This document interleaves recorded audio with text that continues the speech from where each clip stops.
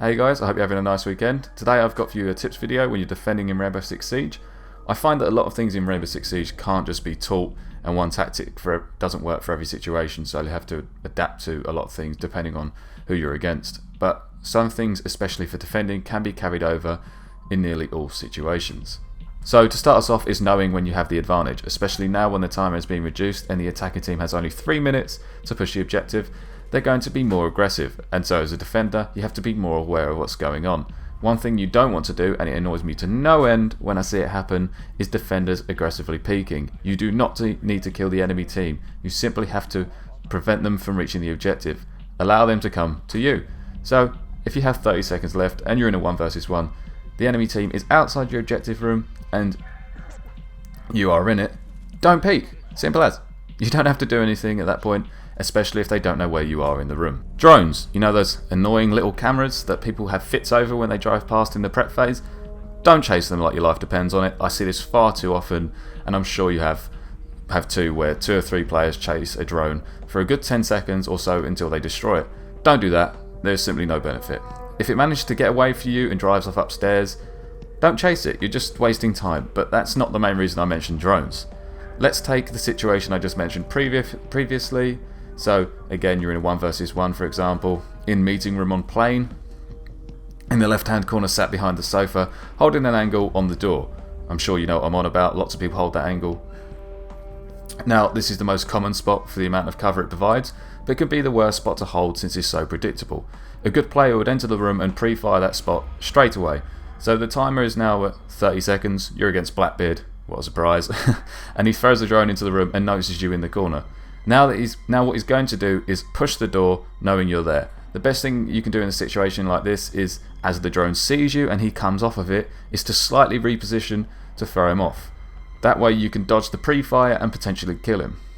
One last point about the drones is that if a drone doesn't mark you but it looks at you, just assume that the drone saw you. Experienced players won't mark you, they will just call you out to their teammates. So once again, reposition and keep in mind where the drone came from so you can hold the angle on the entrance that they're going to push. My third tip is to be patient. Far too often I see players get cocky and impatient. This is something I see on casual more than ranked, and the tip I'm going to give you is more common sense than anything. So this tip carries over from what I said earlier about aggressively peeking and allowing them to come to you. But if you have the advantage in numbers, so it's 4 of you against 1 or 2 of them, you can still lose quite easily if you lose focus and attempt to push them and finish the game early. Just a quick side note on being patient and not pushing. When playing on a map like Plane and you're defending, just assume they have Glaz until we find out if they do or not, and stay away from the bloody windows. Tip number 4. Don't trap yourself. This is for you Castle players out there, or those new to playing Castle. Castle in my eyes is best used to cut the enemy off and limit their options when it comes to entering the objective room. I would suggest that you don't use these barricades on windows, but on doors leading towards the objective room as a way to slow them down and cut off lines of sight. But even without Castle, you can run the risk of trapping yourself by all piling up in the objective room. Now, I myself don't roam often whatsoever, it's just not my playstyle, and I tend to either play too aggressively or passively, which gets me killed.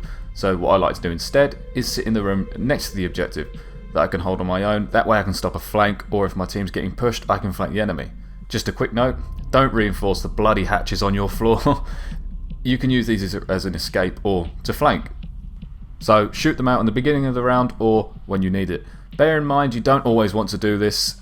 Sometimes it can work against you, for example on house. If you're attacking and they're defending the master bedroom with the hatch open and they have a rook sat in the corner by the wardrobe, you can throw a grenade up or just shoot through the floor.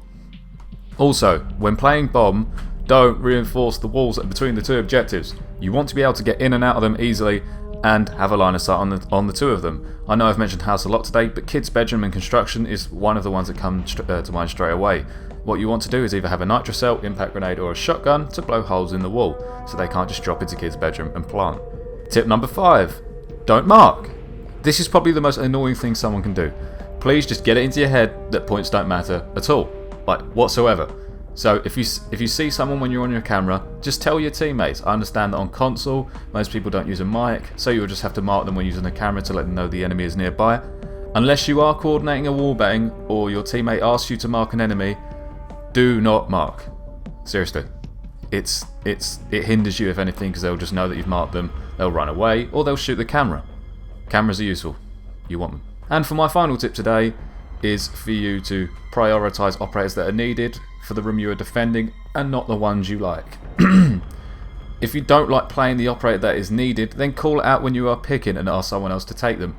It's so frustrating when it gets to like 3 seconds left and then someone goes, oh no, we should have rook, or oh, we need mute, or can someone else pick mute? It's just like, could have said it earlier. So a little bit of communication is needed, and you, for example, you don't want to be defending Garage on house with Kapkan, Doc, Tachanka, Caveira and Pulse. That's just asking to lose. I know I sound like a bit of an elitist when I say this, but if you want to win, then pick the operators that will be best to help you defend a room. A good lineup for Garage, I'd say, is Mute, Bandit, Rook, Jaeger and Smoke. That way you can stop them from breaching the left door with Mute, and use Bandit's batteries and do the Bandit trick on the right door to prevent a thermite plant. So, to summarise, don't aggressively peek as a defender, don't waste your time chasing drones, shoot them but don't chase them around, be patient and let them come to you, don't trap yourself within the objective room, do not mark the enemy when using the cameras unless you have to, and prioritise the operators that are needed over the ones you'd rather play. Talk to your teammates and ask them to use the ones that you need if you don't want to use them yourself. But that's all for today, guys. I hope you found this video helpful and enjoyed it. If you did, leave a thumbs up or a thumbs down if you didn't. Subscribe for more Rainbow Six Siege content, and I'll see you in the next one.